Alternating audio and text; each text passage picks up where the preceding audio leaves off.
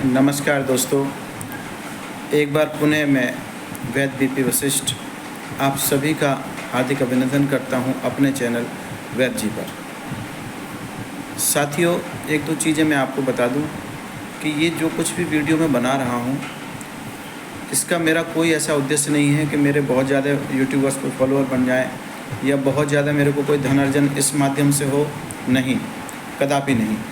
मेरा सिर्फ उद्देश्य ये है कि आप लोगों तक सही जानकारी पहुंचे, आपको स्वास्थ्य का लाभ मिले और आप लाभान्वित हों, अच्छा जीवन, सुखद जीवन, अच्छी अच्छी टिप्सों के माध्यम से जीवन यापन कर सकें। मेरा मानना ये है कि अगर कोई जानकारी मेरे पास है तो वो मैं क्यों ना आप तक पहुंचाऊं, जिससे आप घर बैठे बहुत सी बीमारियों में, बहुत सी परेशानियों में उसका लाभ ले सकें। साथियों, जैसा कि हमने अपने चैनल पे एक शुरुआत की थी, आओ स्वास्थ्य पे चर्चा करें। बात जहाँ तक स्वास्थ्य की चर्चा की होती है तो इसमें सिर्फ बीमारी ही कवर नहीं होनी चाहिए। मेरा मानना है कि आपका मेंटल स्टेटस यानी मानसिक स्तर पर भी कार्य किया जाना चाहिए और ये समझना चाहिए कि किस तरीके से हमारा मानसिक स्वास्थ्य भी बहुत ज़रूरी है। फिट होना बजाय कि हम शारीरिक रूप से फिट हों। अगर आपका मानसिक संतुलन, मानसिक स्वास्थ्य बहुत अच्छा है तो ये मेरा मानना है कि आपको शारीरिक बीमारियां भी उतनी ही कम होंगी, क्योंकि मस्तिष्क के जब विचारों में नकारात्मकता या परेशानी या उनमें दिक्कत आना शुरू हो जाती है, हमारी सोच बदल जाती है, तो फिर हम बैठे बैठे भी बीमार होने लगते हैं। मैं समझता हूँ आप इस चीज़ से इत्तेफाक रखेंगे कि जब हम सोचते हैं, और कुछ लोग तो इतना ज़्यादा चिंतन करते हैं, अनावश्यक चिंतन करते हैं, जिसकी वजह से उनको अक्सर अनिद्रा, अपच जिसको कहते हैं पाचन ठीक ना होना, कब्ज की शिकायत और ब्लड प्रेशर, ये सब तरह की बीमारियां, तनाव जिसको स्ट्रेस कहते हैं, ये सब होने लगता है। और जाने अनजाने में वो अपने साथ भी अन्याय कर रहे हैं, क्योंकि शरीर में जब हमारा ब्रेन, मस्तिष्क अगर स्वस्थ है तो ये पूरे बॉडी को स्वस्थ रखने की काबिलियत रखता है। आप इतना समझ लीजिए। ज़्यादातर मेडिकल साइंस जो कार्य करती है वो इसी पे करती है। आपने देखा होगा जब किसी को बहुत ज़्यादा एंजाइटी, बहुत ज़्यादा स्ट्रेस होता है तो डॉक्टर क्या करता है, भैया इसको एक थोड़ा सा ऐसा कुछ दे दो इसका माइंड रिलैक्स हो जाए। बहुत सारे जुलाम, जिनको अल्प्राजुलाम, क्लोनाजिपाम, इस तरह की टैबलेट्स देते हैं, जिससे क्या होता है, मरीज़ थोड़ी देर के सो जाता है और थोड़ी देर रिलैक्स हो जाता है, उसका एंजाइटी ख़त्म हो जाती है। तो जिस चीज़ के लिए हमें कृत्रिम दवाओं के ऊपर, साधनों के ऊपर निर्भर रहना पड़ता है, तो क्यों ना हम वो कार्य स्वयं कर लें। और वो कैसे करेंगे?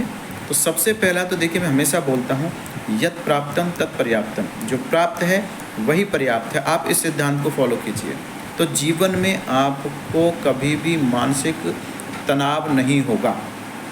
कारण भैया जो मेरे पास है वो पर्याप्त है, गुरुदेव की कृपा से, ईश्वर की कृपा से जो मुझे मिला है मैं इसी में अपना जीवन यापन करूँगा। मैं किसी के साथ कोई कंपटीशन नहीं करूँगा, मुझे किसी से कोई तुलना नहीं करनी। मेरा जीवन कैसा है, सामने वाले का जीवन कैसा है। अरे सामने वाले का जीवन बहुत अच्छा है, वो उसके प्रारब्ध हो सकता है। एक व्यक्ति आपने देखा होगा बहुत ख़राब होने के बावजूद भी अच्छी तरक्की करता है, तो हम क्या समझ लेते हैं कि भैया ये तो पता नहीं गलत कार्य करके भी बड़ा अच्छा पैसा कमा रहा है, बड़ा अच्छा सुखी है, और हम परेशान हैं, हम इतने ईमानदार, इतने सही लोग। ऐसा नहीं है, उसका प्रारब्ध बहुत अच्छा था, वो प्रारब्ध का फल पा रहा है, लेकिन जो अब कर रहा है इस कारण से वो गर्त में जाएगा। और यदि आप ठीक हैं तो आज आप दुखी हो सकते हैं, लेकिन आगे चलकर आपको सुख प्राप्त होगा, ये तय है। तो पहली बात तो अपनी तुलना करना लोगों से छोड़ें। अपनी ही नहीं, अपने परिवार की, अपने जो आपका अपना स्तर है उस स्तर को किसी दूसरे के स्तर के साथ में बिल्कुल भी कभी मापने की कोशिश ना करें, क्योंकि ये ही सबसे बड़ा रोगों का कारण है कि हम आज तनाव में आकर, प्रतिस्पर्धा में आकर, अनावश्यक प्रतिस्पर्धा में आकर और अपने आप को कहीं ना कहीं बीमार बना बैठते हैं। तो सबसे पहला, सुखद जीवन के लिए मस्त रहिए। जो होना है वो होकर रहेगा, ये निश्चित है, आप उसको टाल नहीं सकते। और जैसा कि ऑलरेडी कहा गया है, आपने सुना होगा कि सुनहु भरत भाभी प्रबल, बिलख कहो मुनिनाथ, हानि लाभ जीवन मरण यश अपयश विधियात।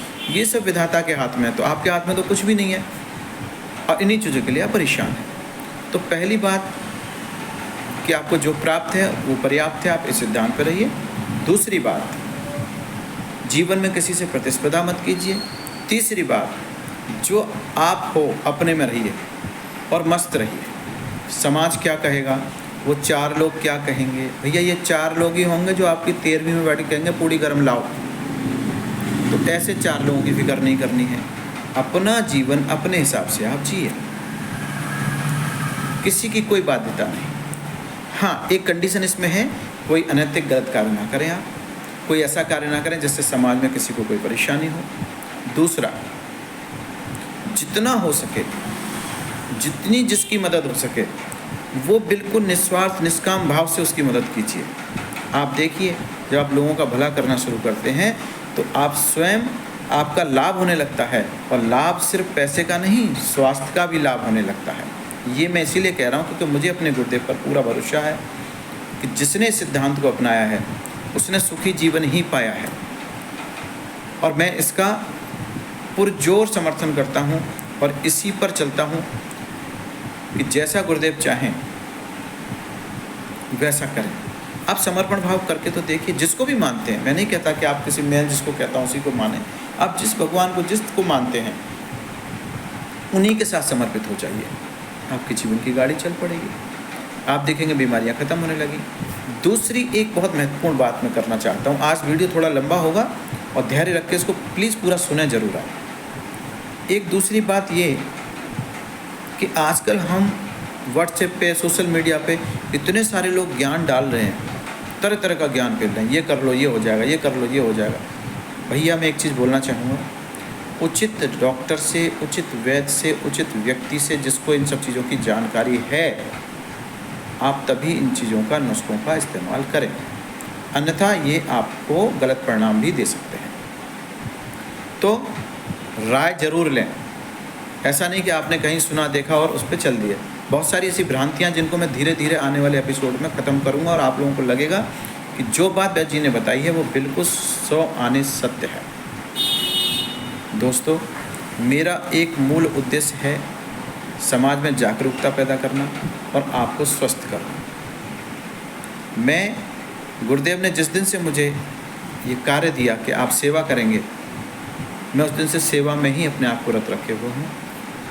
किसी प्रकार की फीस, किसी प्रकार की भ्रांति, किसी प्रकार की गलतफहमी न पेशेंट के मस्तिष्क में रखने देता हूँ, न स्वयं के रखता हूँ। जो सच्चाई है वो आपको बताऊँगा।